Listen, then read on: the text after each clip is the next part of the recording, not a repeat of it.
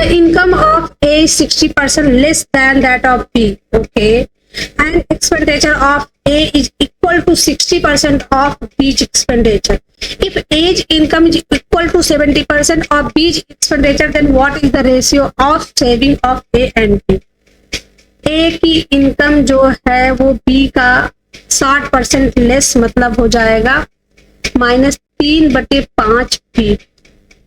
अगर B की income 5 है तो A की इनकम हो जाएगी 2। A और B की इनकम का जो रेशियो हो जाएगा वो हो जाएगा 2:5। अब कह रहा है कि जो ये इनकम हो गया, अब एक्सपेंडिचर पे जाते हैं। तो एक्सपेंडिचर कह रहा है कि 60% ही है, वो B के एक्सपेंडिचर का 60% है। अगर ये 5 है तो ये हो जाएगा 3। अब कह रहा है कि A की जो इनकम है वो उसका A की इनकम और B का एक्सपेंडिचर जो है वो 7/10 हो जाएगा। मतलब कि A की इनकम और B का एक्सपेंडिचर 7:10 आना चाहिए। तो देखो इसको करेंगे 7 से मल्टीप्लाई तो हो जाएगा 14, ठीक है।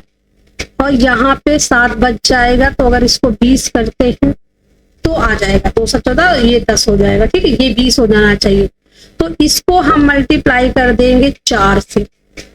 अब ये दोनों रेशियो सेम हो जाएंगे। तो यहाँ पे करते हैं तो हो जाएगा 5 7 दूनी 14, ये 14 हो जाएगा, ये हो जाएगा 35, ये हो जाएगा 4 पे 12 और ये हो जाएगा 5 चौको 20। अगर 14:20 करते हैं तो ये 7:10 आ जाएगा, जो इस स्टेटमेंट को फॉलो करता है। अब कह रहा है what is the ratio of saving. अगर 14 में से 12 जाएगा तो 2 बचेगा, यहाँ पे 35 है, 20 जाएगा, 15 बचेगा। 2:15 ऑप्शन नंबर डी जो है करेक्ट आंसर है।